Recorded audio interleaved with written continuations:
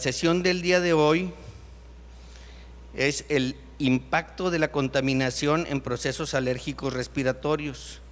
Vamos a tener a la doctora Alejandra Macías Weinman, alergóloga pediatra, y al doctor Gerardo Mejía Vázquez. Damos gracias por el patrocinio de laboratorios Sanofi que nos están proporcionando la sesión del día de hoy. ¿Podemos pasar un video, por favor?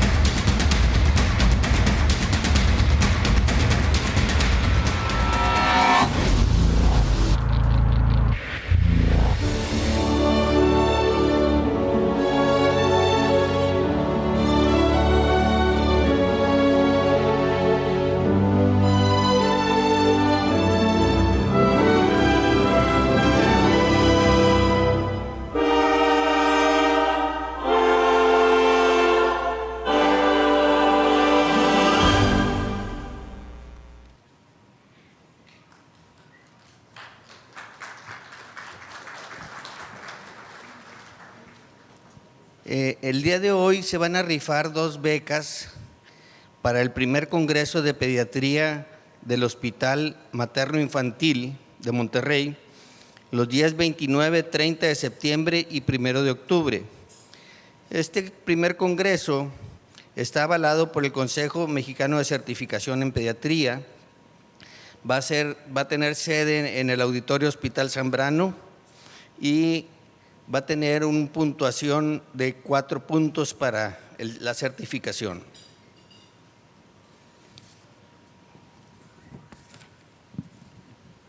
Ahora quisiera pasar a la doctora Alejandra Macías Weinman, que estudió medicina en la Facultad de Medicina de la Universidad Autónoma de Nuevo León de 1984 a 1990.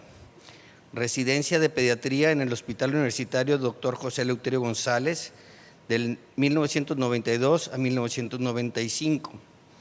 Residencia de alergia en la clínica inmunología clínica. Hizo residencia de alergia e inmunología clínica en el Hospital Universitario de 1995 a 1997. Maestría en bioética en el Instituto de Investigación en Bioética Monterrey del 2012 al 2014. Doctorado en bioética en el Instituto de Investigación de Bioética Monterrey del 2015 a la fecha. Y actualmente es profesor en el Centro Regional de Alergia e Inmunología Clínica del Hospital Universitario del 1 de marzo del 97 a la fecha. Doctora Alejandra.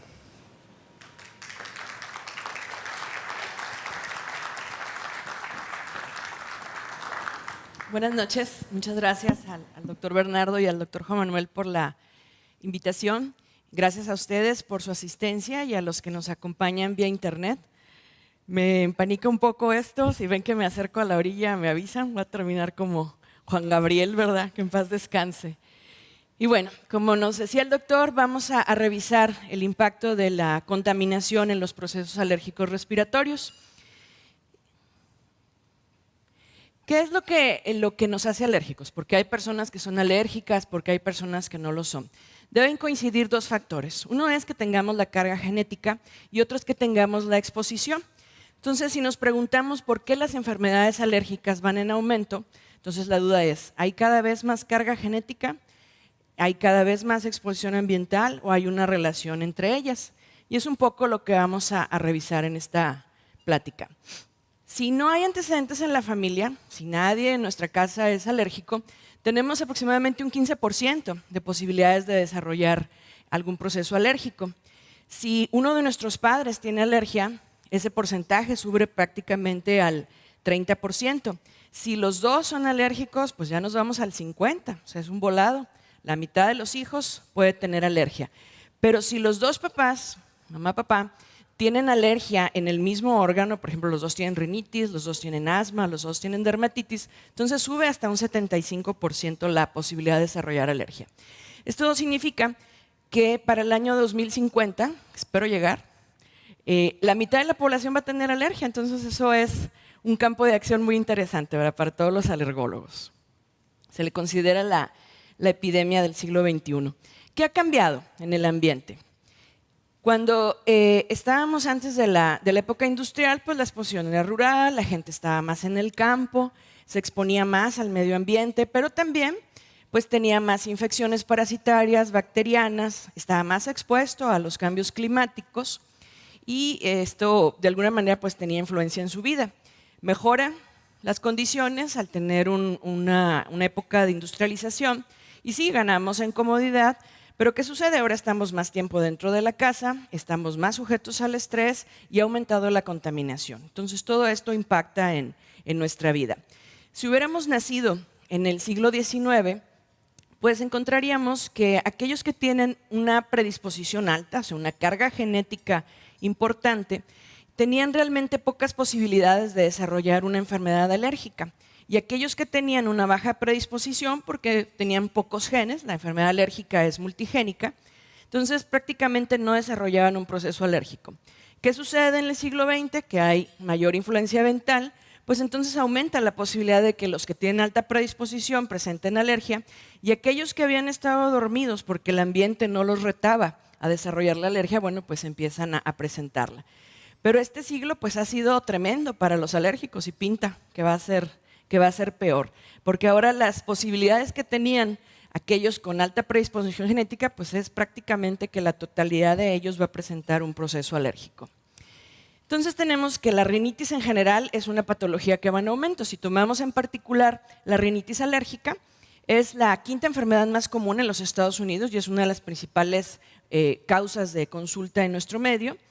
Es más común en niños, en los extremos de la vida, los ancianos también pueden tener problema y como la esperanza de vida es cada vez mayor, pues vemos ahora personas que antes pensábamos que no eran candidatos a inmunoterapia porque es un tratamiento largo, pues ahora sí lo son porque van a vivir muchos más años. Pero también la rinitis no alérgica tiene una incidencia elevada. La actual clasificación de rinitis, si recordamos algunos de los tiempos de escuela, pues hablábamos de la rinitis perenne o estacional. Ahora hablamos de intermitente, aquella que dura menos de 4 días a la semana o menos de 4 semanas al año. Y persistente, la que dura más de 4 días a la semana por más de 4 semanas al año. Y la leve, de acuerdo a la intensidad de los síntomas, aquella que no afecta el sueño, las actividades, el trabajo, la escuela, y que el paciente refiere como que no es problemática. Y la moderado grave cuando cualquiera de estos puntos está alterado. Entonces tenemos combinaciones, puede ser una intermitente leve, una intermitente moderada grave, una persistente leve y una persistente moderada grave. Cuando se han hecho estudios epidemiológicos encontramos que en Latinoamérica el 75% de nuestros pacientes tienen una rinitis persistente. Para algunos habrá temporadas que sea leve, para otros será moderada grave, pero realmente tenemos un porcentaje muy pequeño de rinitis intermitente. En Europa la relación era la inversa. Había más con intermitente y menos con persistente, pero en los últimos años el cambio climático ha influido para que prácticamente se homologue la cantidad de pacientes con rinitis intermitente con los que tienen rinitis persistente. Entonces, ¿qué hay en nuestro ambiente que está provocando que los pacientes reaccionen más? Tenemos dos tipos de contaminantes, que son los primarios y los secundarios, y las fuentes van a variar según el lugar donde vivamos, si estamos cerca de una montaña o de un volcán, o si estamos cerca del mar, una zona agrícola, una zona industrial. Eso es lo que va a hacer que cambie las partículas a las que estamos expuestos. Estos son datos del cuarto almanaque que se realizó en México sobre el cambio climático, en donde se incluye a Monterrey en un periodo del 2000 al 2009, 10 años, y estas son las estaciones de monitoreo: San Bernabé, San Nicolás, Obispado, Santa Catarina y La Pastora. Y vemos cómo el área de Santa Catarina es la más contaminada.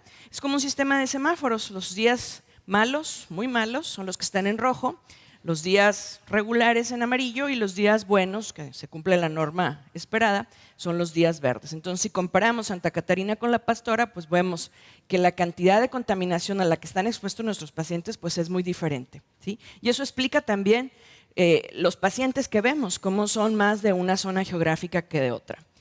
Y en la última edición, el último informe de calidad del aire del 2014, que se publicó el año pasado, aquí les puse, el anterior corresponde nada más a la medición de las partículas de materia de menores de 10 micras. Y en esta les puse nuevamente las de 10, las de 2.5 y el ozono. Si vemos los cambios o el monitoreo climático en México, en la ciudad del Distrito Federal, el ozono es el principal problema, y en Monterrey son las partículas suspendidas de materia. Tristemente, Monterrey es de las ciudades más contaminadas. Santa Catarina es el municipio, bueno, según el informe, el municipio más, no, Juárez era el más contaminado y Santa Catarina era el segundo más contaminado a nivel nacional. Entonces vemos nuevamente que la proporción de días rojos es importante. Esta columna es la que corresponde a Santa Catarina, ¿sí? Entonces sí tienen un problema bastante fuerte. ¿Qué va a pasar cuando nos exponemos a la contaminación? Van a aumentar los síntomas respiratorios, aumentan o se exacerban los síntomas de rinitis, aumentan también las enfermedades aéreas, se exacerba el asma. Son clásicos, ¿no?, los pacientes asmáticos que nos avisan cuando viene un cambio climático, cuando la concentración es bastante fuerte de contaminantes, porque llegan de inmediato a nuestra consulta. Son más confiables que cualquier meteorólogo. Hay una disminución en la función pulmonar, va a haber alteración de los mecanismos naturales de la defensa y un aumento en la respuesta alérgica. También aumenta la susceptibilidad para todas las enfermedades respiratorias en general, como rinitis, asma, EPOC, incluso el cáncer de pulmón. Afecta el desarrollo del pulmón, afecta el desarrollo estructural, provoca remodelación. Y es muy importante en la infancia porque el daño oxidativo puede generar mecanismos de inflamación que van a causar daños permanentes, y sabemos que el pulmón se sigue formando o desarrollando durante los primeros años de la vida. Entonces, estos cambios que se presentan en la edad temprana, bueno, pues van a tener un efecto sobre el desarrollo final de estos pulmones. Los niños son más susceptibles, en teoría, que ya no es tan cierto, ¿verdad? Los niños pasan más tiempo en el exterior que los adultos, y en el verano, que es cuando más tiempo libre tienen, pues es cuando más elevadas son las concentraciones de ozono. Y no solamente afecta a las personas sanas o a los extremos de la vida, las personas enfermas, las personas sanas también van a tener un cambio inflamatorio con aumento de células inflamatorias, va a haber elevación de histamina, algunas interleucinas, pero en las personas que tienen asma o también tienen rinitis, el perfil inflamatorio que se va a exacerbar o que se va a incrementar durante la exposición a la contaminación es aquel que todavía perpetúa el estado inflamatorio asociado a la alergia mediada por IgE, como es la presencia propia de la IgE, y el perfil de citocinas Th2 como interleucina 4, 5 y 13. Entonces, ¿qué sucede cuando el epitelio está expuesto a la contaminación? Pues resulta que con cantidades mucho menores de lo que se requeriría en condiciones donde no estuviera presente la contaminación, vamos a tener la capacidad de que se genere una reacción alérgica. O sea, el daño en el epitelio favorece la entrada de los alérgenos y esto aumenta la capacidad de respuesta. Pero no solamente los cambios en el clima pues afectan a las personas, afectan todo nuestro entorno, y vamos a tener que las plantas van a cambiar sus ciclos de vida asociados a los cambios, como pueden ser que llueva más o que nieve más, que cambie la migración de los animales, que haya menos hielo y nieve, que aumente la temperatura de los mares, que haya más incendios, que haya más olas de calor. Esto va a hacer que las plantas crezcan más. No sé si se acuerdan cuando pasó el huracán Alex. No sé si después alguno de ustedes tuvo la oportunidad de ir a la carretera Saltillo. ¿Se acuerdan de las películas de vaqueros donde sale la rodadora? La bola seca del pueblo fantasma, bueno, se llama rodadora, o sea, el sol a Cali. Después del Alex, las rodadoras medían 2 metros. Era impresionante toparlas en la carretera porque hasta parecía algo con vida que te seguía. Daba miedo que te atropellara una de esas. Crecieron una cosa descabellada. Entonces van a crecer más, van a tener más granos de polen y estos pólenes van a ser más alergénicos que lo que normalmente deberían de ser.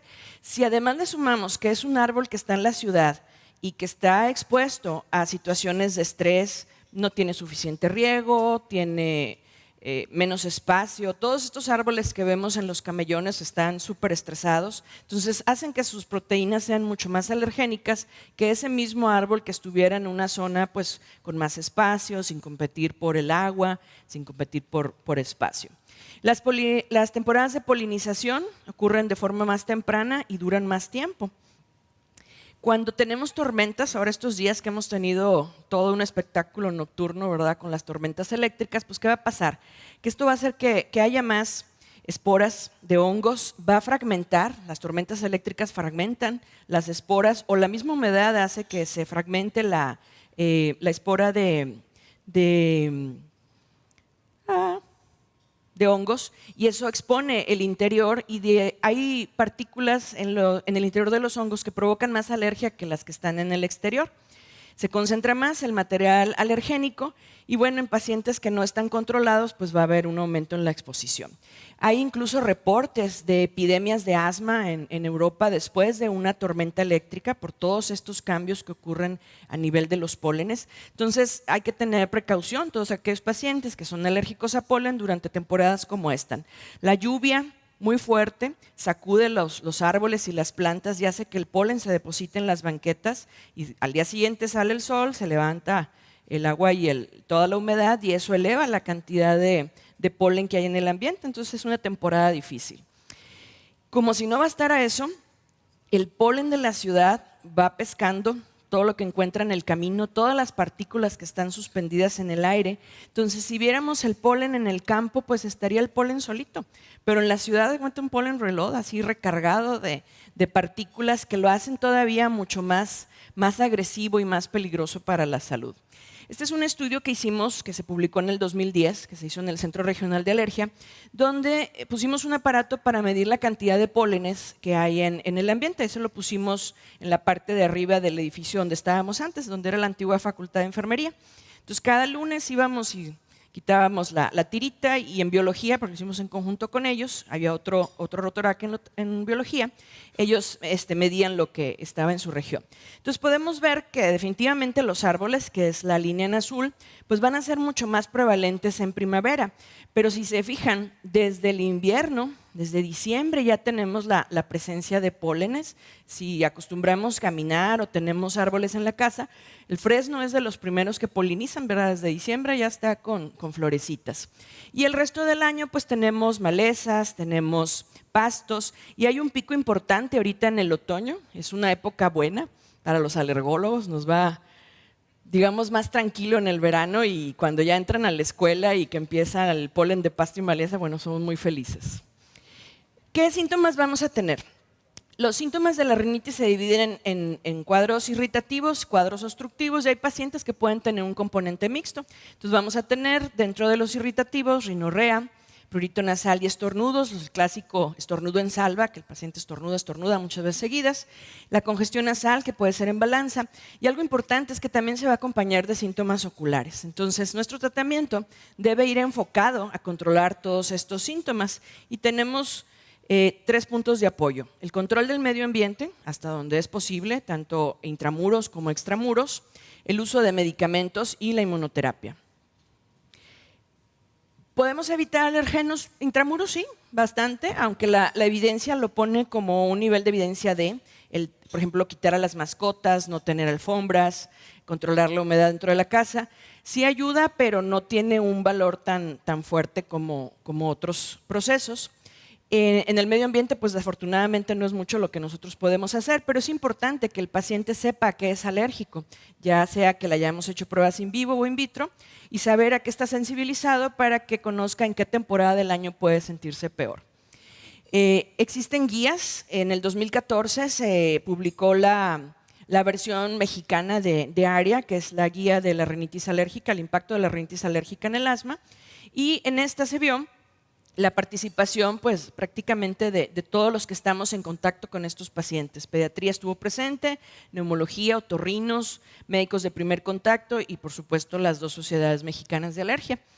Y esta es la guía de tratamiento de ARIA. Lo que se hizo pues fue homologarla a la realidad mexicana, los medicamentos que tenemos nosotros, pero básicamente es lo mismo a nivel mundial. Entonces, si recuerdan, teníamos 4 combinaciones posibles dependiendo de la intensidad de los síntomas y de la frecuencia. Entonces tenemos que aquellos pacientes con rinitis leve intermitente, sus opciones terapéuticas son antihistamínicos de segunda generación, idealmente que no sean sedantes, antileucotrienos, descongestivos solamente por 10 días y dentro de lo posible evitar los desencadenantes. Y en la rinitis moderada grave, leve persistente y moderada grave persistente, ya son candidatos a usar inmunoterapia y tenemos también la opción de usar corticosteroides intranasales y cromonas locales. Entonces, aquí lo que les quiero mostrar son las virtudes o las debilidades que puedan tener los medicamentos de acuerdo a la sintomatología. Entonces, no podemos dar a todos los pacientes lo mismo de acuerdo al síntoma pivote o el tipo de rinitis que tenga, pues va a ser lo que la opción que tenemos para ellos. Entonces, en verde van a ver los que son los más efectivos para ese síntoma, en amarillo los que tienen un efecto moderado y en blanco los que tienen un efecto muy leve o nulo. Entonces tenemos que dependiendo de cada síntoma, pues ahí tenemos las opciones terapéuticas. Con mucho los esteroides inhalados y los antihistamínicos son los que cubren la mayor parte de los síntomas, pero si se fijan ustedes, no hay ningún medicamento que cubra por completo toda la sintomatología. Entonces, a veces hay que hacer combinaciones para poder ayudar a los pacientes. Algo que sí debemos tener en cuenta es la gran comorbilidad que existe entre la rinitis y el asma, y que cuando un paciente con asma tiene rinitis que no está controlada, esto repercute de manera negativa en su asma y provoca que tenga recaídas. Por eso, cuando damos antihistamínicos para los pacientes con rinitis, vamos a tener también un beneficio en los síntomas de asma. Hay que recordar el concepto de la vía aérea unida, donde el estado inflamatorio que ocurre a nivel nasal ocurre también a nivel bronquial y viceversa. Entonces podemos esperar que mejoren las pruebas de función pulmonar en los pacientes, que haya una disminución en la variabilidad de los síntomas, que se sienta en general mejor, y esto nos va a ayudar a tener un mejor control de su asma. Hay algunos estudios en los que se ha notado que cuando el paciente usa de manera intermitente o por razón necesaria los antihistamínicos, no se obtiene un mejor resultado que cuando los usa en forma un poco más continua. O sea, los ciclos largos son más útiles que usarlo por razón necesaria. Destacando algunas cosas con respecto a la fexofenadina, tenemos que va a aliviar tanto los síntomas nasales como los síntomas oculares. Ya vimos que la comorbilidad entre rinitis y síntomas y conjuntivitis es importante, que si ustedes recuerdan, algunos son más jóvenes, pero bueno, a otros sí nos tocó la terfenadina. Esta desapareció del mercado por los efectos que tenía en el ritmo cardíaco, y precisamente la fexofenadina es un metabolito activo y afortunadamente pues no tiene estos problemas en el ritmo cardíaco, tampoco causa sedación, y algo muy importante es que se absorbe muy rápido. En las primeras 2 horas alcanza su concentración. Es importante saber que la farmacocinética es similar en niños y en adultos, que no se han reportado eventos adversos graves, son menos del 1% y no tienden a ser los mismos en los grupos de pacientes. Lo que les comentaba de que no tiene alteraciones como la taquicardia supraventricular que se veía con otros antihistamínicos como los de primera generación que provocaban esto. algo bien importante para nosotros como pediatras, pues es el perfil de seguridad que tiene, incluso en niños muy pequeños. Este es un estudio que se hizo en niños de 6 meses a 2 años y se encontró que era seguro, que no había alteraciones de electrocardiograma y que, bueno, tenía un buen perfil de seguridad. También en grupos de niños más grandes, porque estamos muy acostumbrados a ver siempre arriba de 12 años, ¿no?, que se comportan ya un poco como adultos, pero este fue de 6 a 11 y nuevamente se comprueba que tiene un perfil de eficacia y seguridad bastante bueno. No causa somnolencia, a diferencia de los de primera generación y algunos de segunda, como la cetiricina, que sí pueden pasar un poco la barrera hematoencefálica y pues son útiles en ese sentido para no afectar el rendimiento escolar en los niños. Si recuerdan ustedes, les dije que su punto de acción era a las 2 horas, pero va a durar hasta 24. Y algo bien importante es de que no va a generar taquifilaxia o tolerancia, aunque el paciente lo use hasta por 2 semanas, sigue teniendo un efecto similar al que tuvo al inicio del tratamiento. Incluso a dosis altas, por ejemplo, en urticaria llegamos a usar hasta 4 veces la dosis y eso nos da tranquilidad el saber que el perfil que tiene nos permite ese incremento sin que haya ningún efecto adverso. ¿Qué le podemos decirles a nuestros pacientes para reducir un poco la contaminación? Digo, sería para los pacientes y para la comunidad en general, reducir el uso de combustibles fósiles, controlar la emisión de los motores, reducir el transporte público, mejorar el transporte privado, mejorar el transporte público y favorecer pues las vías peatonales o el uso de, por ejemplo, bicicletas. Aunque cuando uno lo piensa en Monterrey, pues es un crimen, ¿verdad? 40 grados y en bicicleta, da miedo. Lo que sí a lo mejor podemos hacer todos a nuestro alcance, pues es mejorar las áreas verdes, sembrar más árboles, tratar de que no sean plantas que no sean de la región. Si ustedes se acuerdan, hace unos 4 o 5 años tuvimos una temporada de helada bastante prolongada y se acabaron todos los ficus de Monterrey. Quedaron unos cuantos ficus nada más. Lo bueno es que después de eso están sembrando encinos y eso sí dan alergia. Los ficus no daban. Pero sí tratar de no poner, se ha puesto muy de moda poner pastos así muy llamativos, pero que son muy alergénicos, entonces hay que tener cuidado en las decisiones que tomamos acerca de nuestras plantas. Y ya para terminar, solamente recordarles, la próxima semana son los highlights del centro regional. Ustedes tienen 25 becas disponibles, ojalá puedan asistir.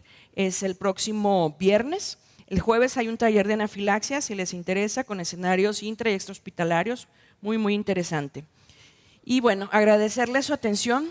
Yo creo que México es un país maravilloso y eso en gran parte es por las personas que estamos aquí. Yo tuve la suerte de formarme con un excelente grupo de pediatras, todavía nos vemos con cariño y bueno, muchas gracias por su atención.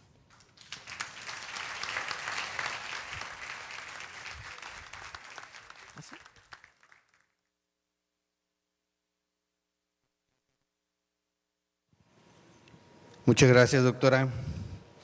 A continuación, les quiero presentar al doctor Gerardo Manuel Mejía Velázquez.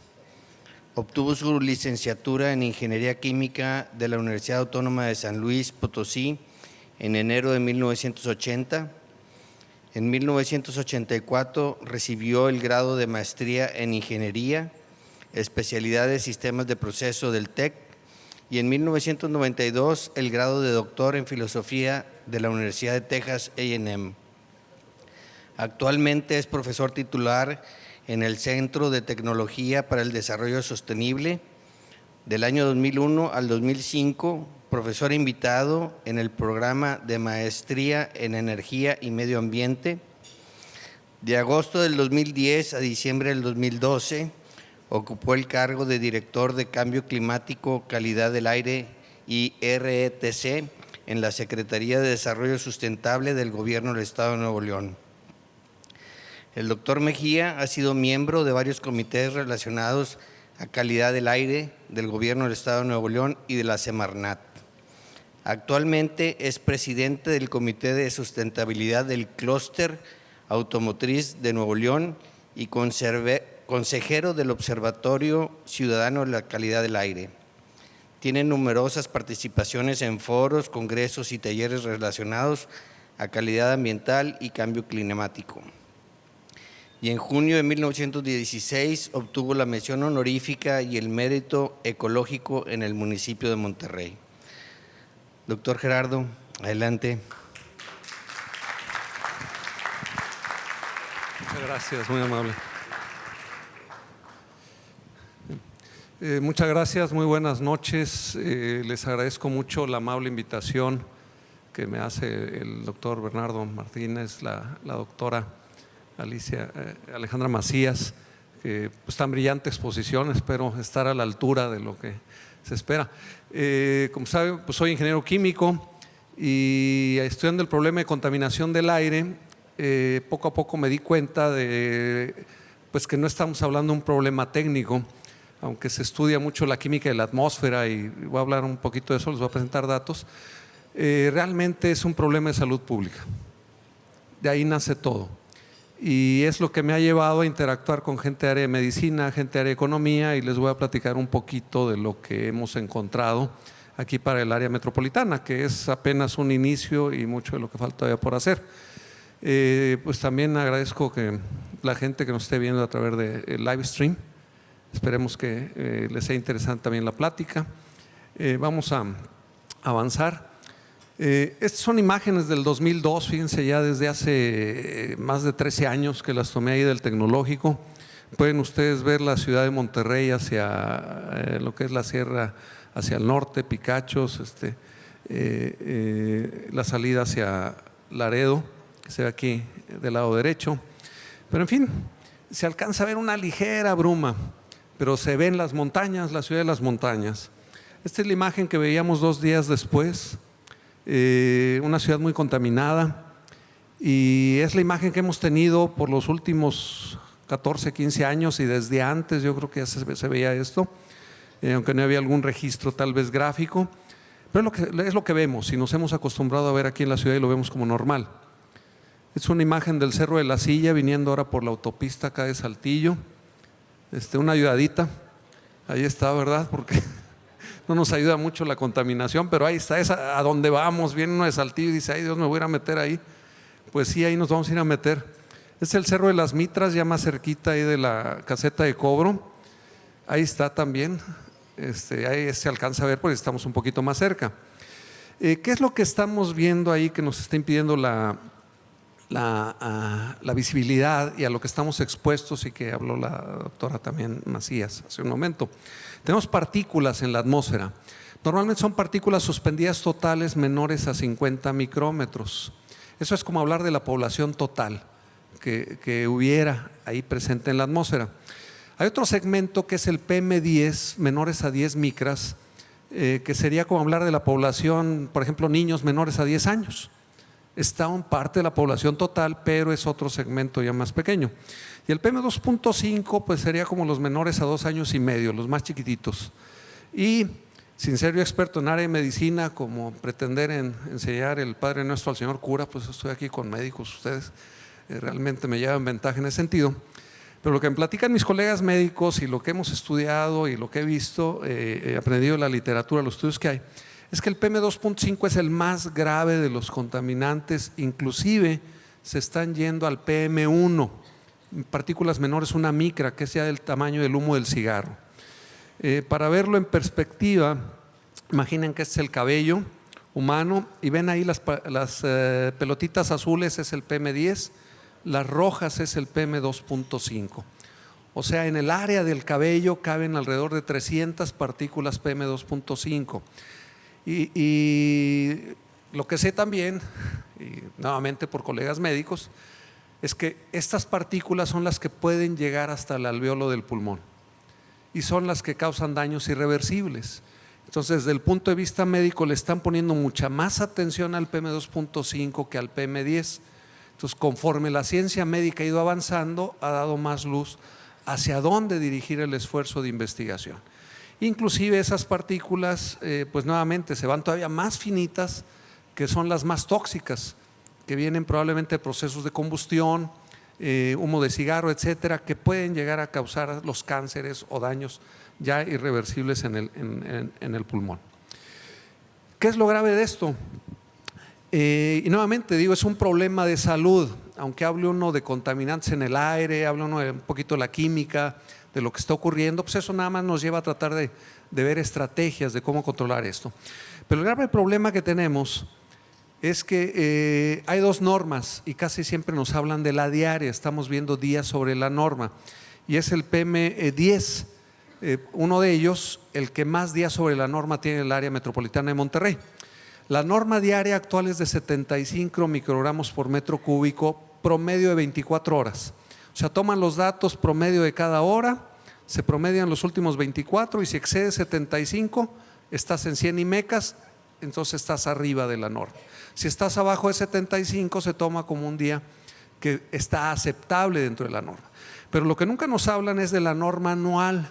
La norma anual es de 40 microgramos.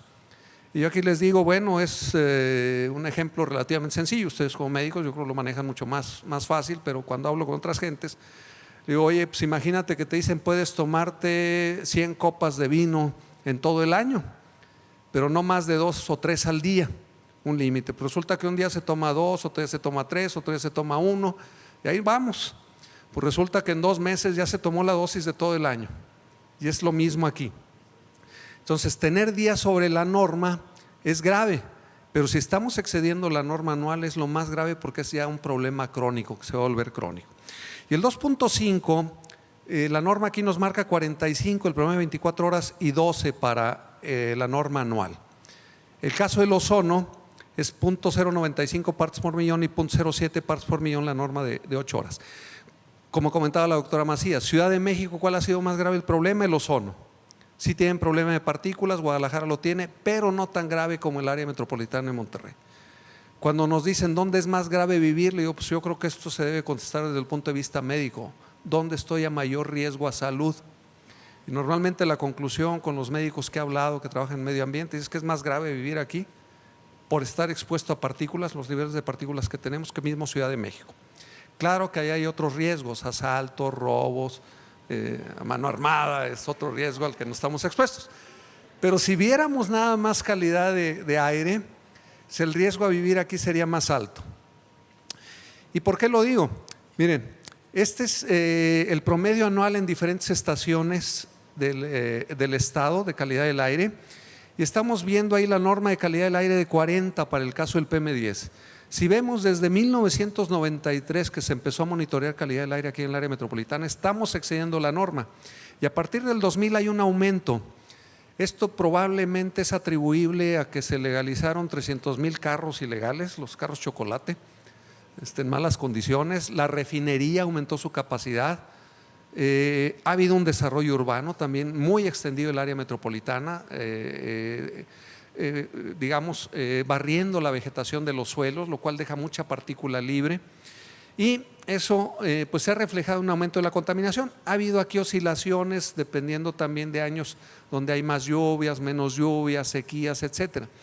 Pero en general estamos más o menos de 2 a 2.5 veces arriba de la norma anual, dependiendo en qué lugar de la ciudad estén. La estación suroeste, Santa Catarina, pues como bien se mostraba, es la que recibe todos los impactos más altos de la área metropolitana. Pero en sí, donde estén en el área metropolitana, hay un problema grave. PM2.5, la norma es de 12, promedio anual estamos de 25 a 30. Quiere decir que andamos de 2 a 3 veces, dependiendo de la norma de la ciudad y la época del año, arriba de la norma anual. La Organización Mundial de la Salud nos catalogó hace año y medio como la ciudad más contaminada de México, dentro de México, fuera de Mexicali. Y es por estos niveles de contaminación que tenemos aquí. Y esto es grave desde el punto de vista de salud, y es un problema que debemos de atacar para resolverlo. Pero llevamos, pues, ven, desde 2003 que se empezó a medir, sabemos de ese problema, y ya llevamos más de 10 años y hemos estado en un cierto marasmo que no hemos trabajado en ello, y que pues es muy importante como sociedad pues hacer algo al respecto. ¿De dónde vienen estas partículas? ¿De qué están hechas? Normalmente si vemos polvo, vemos partícula, pensamos las pedreras y es a lo primero que atacamos, o imaginamos chimeneas. Bueno, hicimos un estudio recolectando muestras en Santa Catarina y Escobedo que son las estaciones que reciben el aire predominante en la Ciudad de México, en la ciudad de aquí de Monterrey, va de aquí de la refinería, pasa por la refinería y va típicamente hacia el oeste. Es el viento predominante. A veces hay viento del norte, ahora que empieza el frío, y vamos a ver, viene acá del norte, pero normalmente se despeja el área metropolitana. Y curiosamente las pedreras están acá en estas sierras.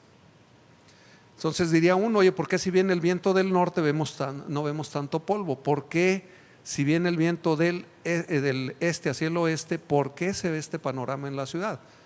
Quiere decir que no tiene toda la culpa las partículas. Las pedreras sí tienen emisión de partículas, pero no tan fina como es el PM2.5, que es un aerosol que flota fácilmente en el medio ambiente. Esas muestras lo que nos mostraron es si hay una variación estacional de del otoño-invierno a la época de verano, pero lo que estamos viendo es de qué están hechas. Nos encontramos una gran cantidad de materia orgánica, que puede ser polen, puede ser procesos de combustión, en fin, compuestos orgánicos que hay en el aire. Aquí hay carbono elemental, que es el que sale de residuo de combustión, el negro que vemos, básicamente carbono negro, pero vemos un gran porcentaje que viene siendo sulfato de amonio y nitrato de amonio. Y esto no sale de la planta directamente, es el azufre que está en combustibles. Si ustedes van a Reynosa, ven la refinería, los quemadores elevados, todo eso emite mucho óxido de azufre. Si van, yo creo que ya hacen un análisis a los reos que están ahí en la penitenciaría, a la gente que está ahí detenida, pues son de los que más se quejan que están recibiendo en la refinería y emisiones, y es un olor picante el azufre. Entonces sí tenemos azufre, se ve aquí como un componente importante del PM2.5. Y este nitrato de amonio, ¿de dónde viene? Procesos de combustión producen óxidos de nitrógeno, producen amonio, que cuando se absorben gotitas de agua se va formando sulfatos, nitratos, y que si se seca esa gotita, pierde esa humedad, queda un aerosol muy fino, y es un aerosol secundario, y es precisamente ese componente tan importante del PM2.5. Y más o menos vemos que hay variación a verano, pero sigue siendo un componente muy importante el sulfato de amonio, nitratos de amonio, y esa materia orgánica que está por aquí, que también pues analizamos.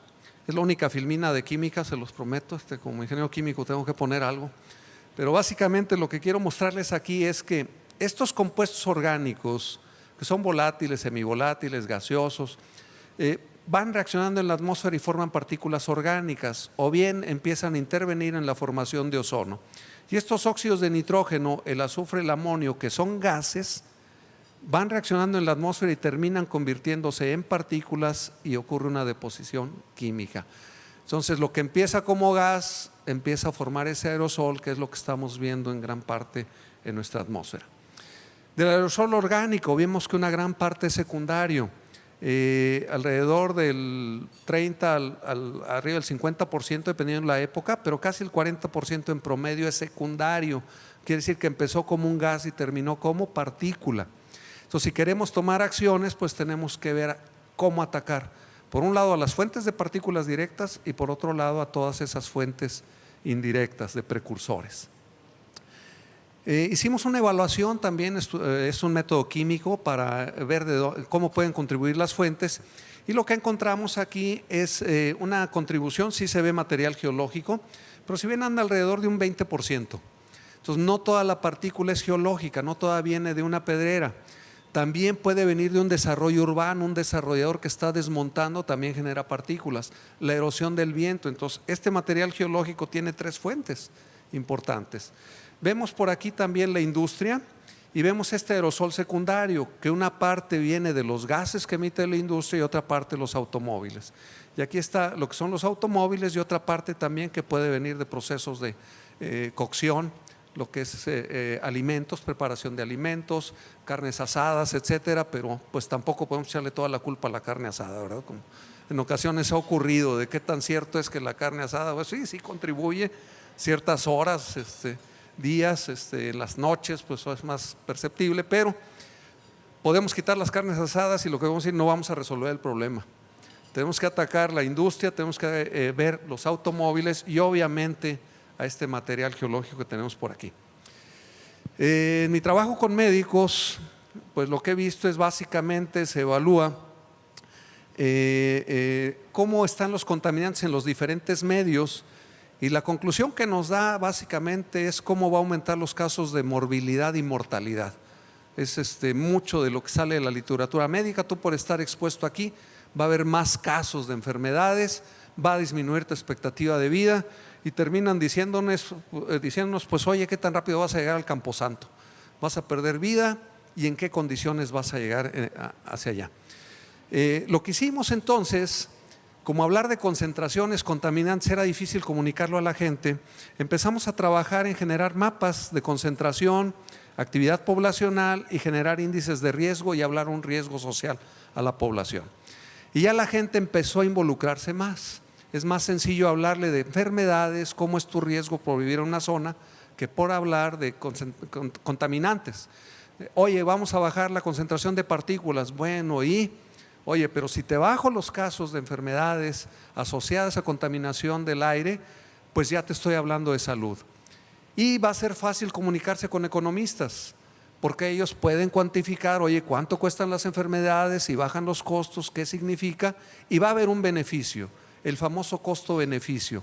¿Cuánto me cuesta una acción? ¿Qué beneficio obtengo? Eso es lo que empecé a trabajar con algunos colegas de diferentes lados.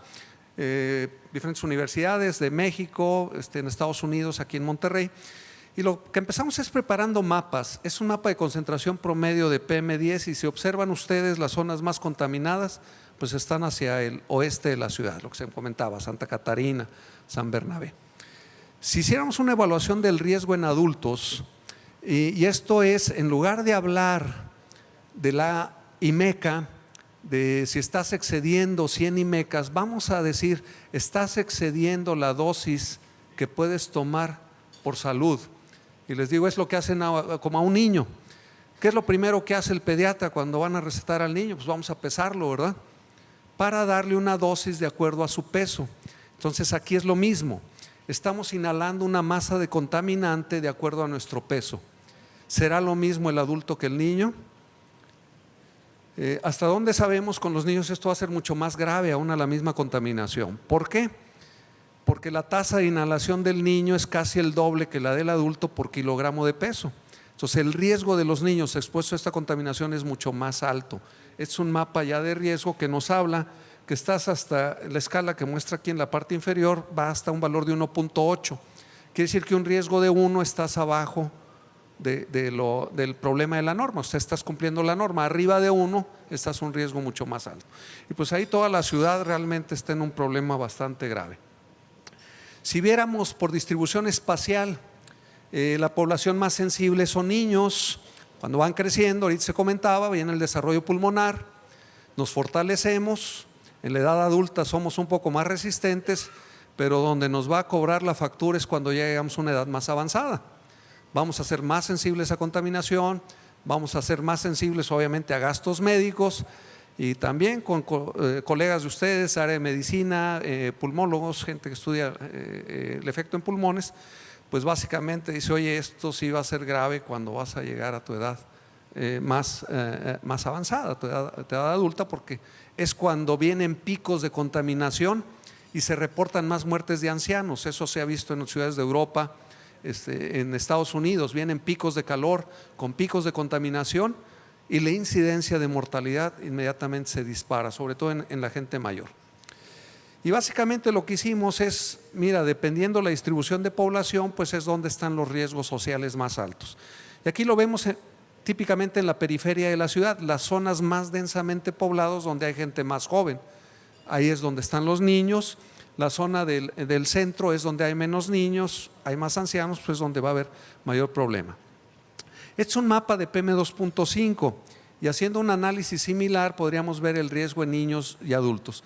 Aquí, perdón, se ve muy similar, pero lo que pasa es que cuando hicimos esta gráfica, la escala aquí llega hasta 2.8 y aquí llega hasta 1.8. Entonces, si coloreáramos esto con la misma escala 2.8, esta apenas llegaría amarillo, acá se verían zonas rojas mucho más altas. Y esto es el riesgo social por exposición a PM2.5, niños en la periferia, gente adulta en la zona centro, que es donde vive la gente mayor. Como costos, hablando ya con economistas, hicimos un cálculo con un amigo del área de medicina, cuánto cuesta tratar pues, algún tipo de enfermedad típica, y sacamos ahí de estudios hechos en otras ciudades de Estados Unidos, lo que vienen siendo los costos a la salud por atender la enfermedad, por pérdida de productividad y la mortalidad, con un número ahí que es medio feo hablar del valor estadístico de la vida, pero los economistas lo manejan. Como es un costo de una persona en la sociedad, cuánto cuesta educarlo, llegar a que sea productivo, luego sus costos de atenderlo, o si sale antes de esa vida productiva porque se retira, va a tener un costo social importante. Entonces habla de esos costos asociados. Y aquí estimamos diferentes valores para buscar cumplir la norma anual. Esto fue para el caso del PM10 y otro límite superior que incluye la disponibilidad al pago. Es como decirles, oye, ¿cuánto estarías dispuesto a pagar por estar en un ambiente mejor? Olvídate del costo en salud, productividad, sino cuánto estarías dispuesto a pagar. Entonces logramos vimos esos valores. Esta es una distribución de los costos. Nuevamente, las zonas donde hay mayor población afectada, pues recibiría el mayor beneficio social. He platicado con algunas personas y dicen, oye, este costo se llegará a reflejar. Pues el problema que tenemos, yo creo que es, hay gente que tiene facilidad de ir a seguros, ya sea seguro social, ISSSTE, seguros médicos, pero no toda la gente tiene esa opción. Entonces probablemente mucha gente se esté padeciendo, esté sufriendo de estos padecimientos, vaya a sufrir también y no vaya a poder tener esa atención médica, pero finalmente se va a reflejar en un costo y una pérdida para una familia, para esa gente que socialmente va a quedar desprotegida. Me ha tocado casos de gente que sé que fallecen, soldadores por exposición, y se quedan las familias pues realmente en condiciones muy precarias. Y eso pues es un problema social que a la larga nos atañe en otro tipo de problemas, pandillerismo, robos, en fin, una serie de actividades adicionales. Miren, un valor típico que estimamos fue alrededor de $800 millones anuales. Y platicando con un amigo economista me decía, oye, ¿y esto no será muy alto? En Bogotá estimaron alrededor de $750 millones anuales. Ciudad de México anda arriba de $2,000 millones, el estimado en costos en salud. Entonces, mira, yo creo que no anda tan mal. Si consideran $200 por persona, para 4 millones de personas tenemos los $800 millones anuales. Imagínense que yo les dijera a una persona que está empezando su vida profesional, 25 años, dame $200 cada año. Por un lapso de 40 años, vas a juntar $8,000 a valor presentes, para no meter inflación, no complicar esto. Al cabo de 40 años yo te voy a entregar $8,000 y espero que con eso pagues el excedente de tus costos en salud por haber vivido en esta ciudad. Casi todos los medios que he platicado dicen, no va a haber forma de que con $8,000 lo pague. Yo creo que si andamos en 65 años, el seguro médico anda costando arriba de 50, 60 mil pesos por persona. O sea, a lo mejor pagamos 2 años de seguro médico. Y una enfermedad grave que nos llegue se va a volver muy, muy caro. Con la gente que he platicado de Secretaría de Salud, el no fumar en lugares cerrados, pues no es por atacar a la gente que fuma. Lo que pasa es que la gente que no fuma, por estar expuesto a un riesgo más alto, iba a tener un costo en salud mucho más alto. Y al cabo de un tiempo pagar esos costos iba a ser muy alto. Entonces tomaron la decisión, oye, tenemos que proteger a esa gente para que no tenga ese costo tan elevado. Eso es lo que está sucediendo. Yo creo que cuando el seguro médico, ustedes que han de saber bastante de esto, nos lleguen y nos pregunten, las aseguradoras, a ver, ¿cuántos años tienes? Pues tengo 50 años. ¿Hoy haces ejercicio? Sí, bien, regular. ¿Fumas? No. Ah, bueno, te voy a cobrar una prima de 45 años. Te voy a algo más, un poquito más barato. Pero dices, oye, tienes 50 años, oye, ¿haces ejercicio? No, llevas una vida muy sedentaria.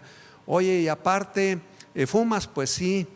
Ah, caray, ¿y tienes sobrepeso? Pues también. Entonces empiezan a subir las primas médicas, lo tienen muy medido. Imagínense el día que nos digan, ¿vives en Monterrey? Sí. ¿Vives allá en Allende? No, llevo 40 años. Ah, bueno, tu prima va a ser diferente porque el costo de atenderte aquí va a ser diferente que allá. Ese es el día, yo creo, cuando vamos a ver esto reflejado más claramente en nuestro bolsillo. Yo les quiero dejar nada más con esta imagen del Cerro de la Silla. Creo que es muy bonito, un día muy, muy limpio. Esperemos que sea donde podamos llegar con el esfuerzo de todos. Por mi parte les doy las gracias nuevamente por la invitación que me hicieron. Espero les haya parecido interesante esta información que comparto con ustedes y invitarlos a, como sociedad, como grupo. Pocas veces he visto, yo creo, con todos los problemas que tiene el gobierno actual, pero un interés que he platicado con diferentes grupos de la industria, gobierno, sociedad, interesados en resolver el problema de calidad del aire como está ahorita. Ojalá que de veras se inicie un plan, porque creo que va a ser en beneficio de todos a la larga. Muchas gracias, muy amables. No te bajes, siguen las preguntas. Doctora Alejandra, por favor, nos acompaña. Gracias por tan excelentes conceptos y esperemos que podamos poquito a poquito ir mejorando esta situación ambiental. Todos tenemos que poner un granito de arena, ¿verdad? ¿Tenemos preguntas por internet, doctor Manuel? Tenemos una sola pregunta del doctor Joaquín Cruz desde Atlanta.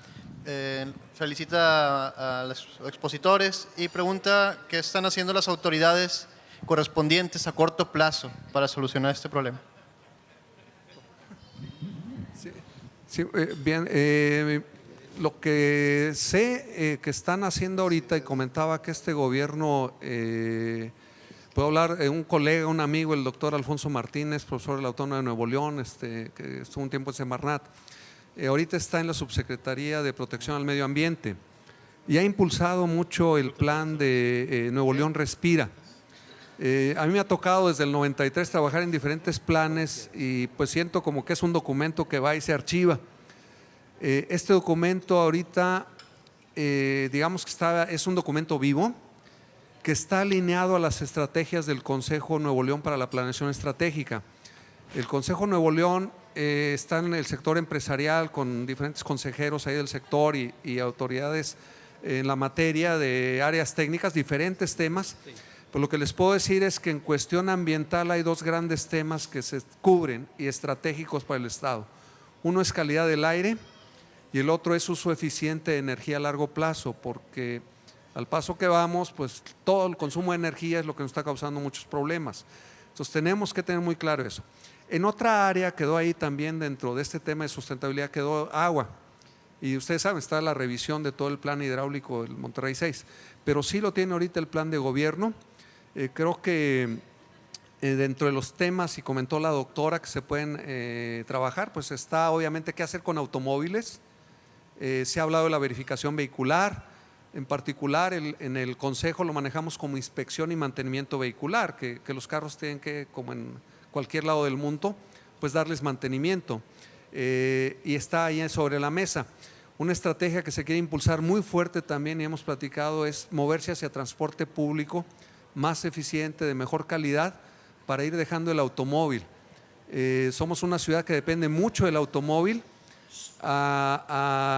contrario a lo que está pasando en otras ciudades del mundo que están creciendo. Nuevo León está en el vértice de volverse una megaciudad y podemos seguir haciendo pasos a desnivel segundos pisos. De que los vamos a saturar, los vamos a saturar. Ustedes tienen su casa, mi casa la pongo a sus órdenes, en la zona sur, en Garzazada, entrando hacia el Guajuco. Y platicando con los vecinos de ahí, mira, ahí hay 50,000 habitantes y es un caos vial y lo quieren llevar a 200,000.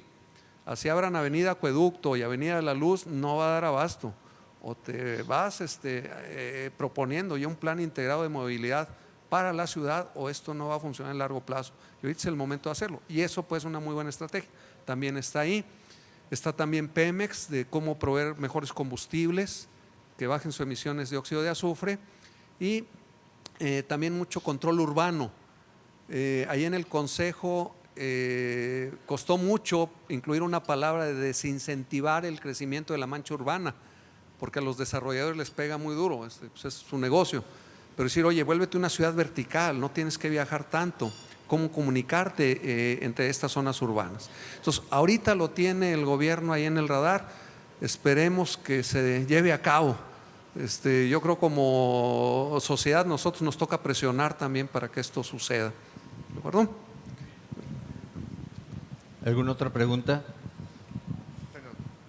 Sí, gracias. Quiero felicitar al Colegio de Pediatría de Nuevo León por haber traído estos ponentes y dar esta exposición, y me parece fantástico porque se compagina una plática con la otra, desde la alergia de pediatría hasta ingeniería química. Me parece increíble. Y, ahorita que estaba haciendo los comentarios de los pronósticos y de las posibilidades que hay a futuro, digo, faltó nada más el no circula, agregarlo, ¿verdad? Porque a como están ahorita las cosas, yo me tardé más de una hora del centro a Casa Pedro, acá a Valle, como una hora y media, ¿no? por el tráfico. Y esos carros están estacionados, pero están prendidos y están emitiendo. Si no están afinados, pues están emitiendo más contaminante, como dice usted.